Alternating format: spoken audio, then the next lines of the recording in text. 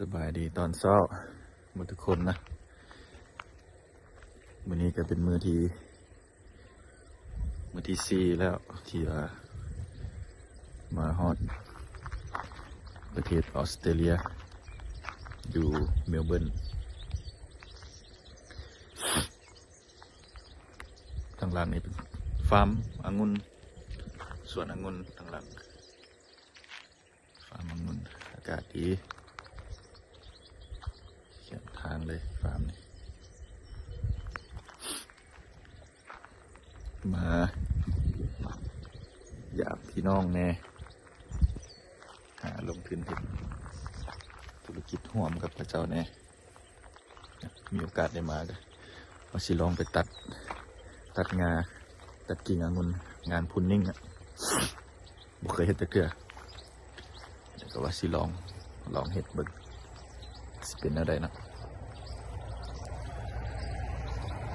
อากาศดีตอนนี้ก็เวลาก็ประมาณ9 โมงปลายกับ9 โมงครึ่ง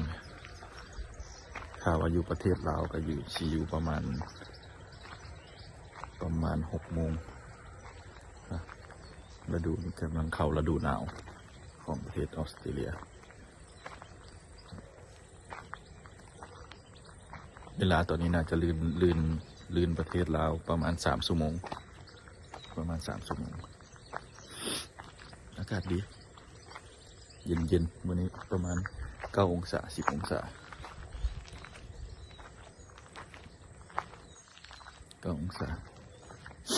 ข้างหลังจะเป็นฟาร์มมาเลยนะฟาร์มงัว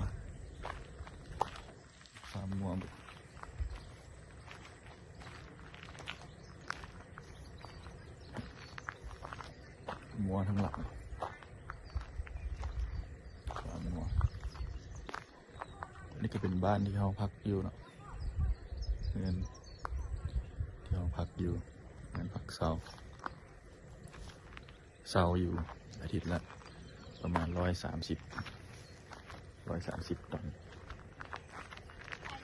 ดอลออด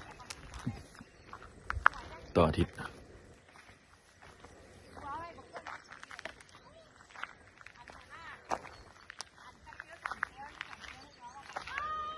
บรรยากาศเหมือนกันเลยเป็นครั้งแรกที่มาประเทศออสเตรเลียก่อนหน้านี้บ่เคยมาจากเถื่อนะเป็นฟาร์มอยู่ในฟาร์ม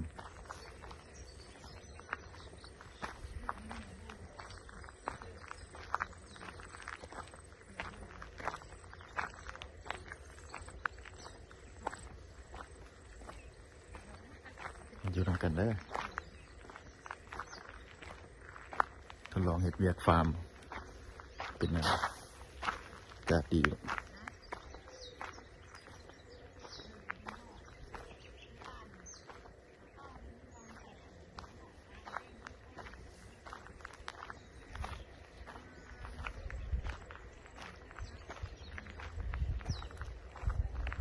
ข้างๆนี่จะเป็นฟาร์มงัวหมดเลยนะเป็นฟาร์มงัวเบิดตอนนี้เราอยู่ที่เมืองเมลเบิร์นเด้อ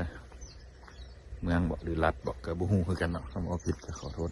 ขออภัยแต่ว่าที่อยู่นี่แม่นอยู่เมลเบิร์น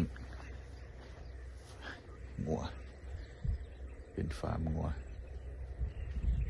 อากาศดีกว้างหลายออสเตรเลียกว้างดินกว้างขวางพวกมาเขียบนอกเมืองเป็นพื้นที่เฮ็ดกสิกรรมเฮ็ดฟาร์มเป็นฟาร์มหมดเลยแถวนี้นะฟาร์มองุ่นฟาร์มงัวอากาศดีมายามพี่ยามน้องก็เลยว่ามีโอกาสได้มาละมาลองเฮ็ดเวียกที่ฟาร์มเป็นว่ารายได้ดีรายเป็นชั่วโมงไงนะงานชั่วโมงละ25 ดอล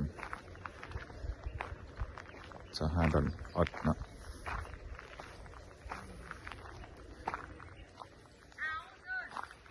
ที่พักครับเป็นฟาร์มเมอร์ก็ดีมันก็เป็นเฮือนที่เขาอยู่ก็ดี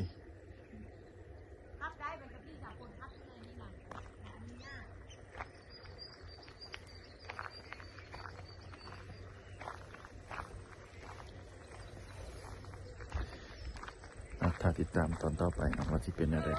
การเฮ็ดเวียกที่ออสเตรเลียครั้งแรกของชีวิตเลยบ่เคยมาเฮ็ดเวียกที่ต่างประเทศจักเทื่อจะเป็นงานฟาร์มที่หนักสิเบาสำหรับ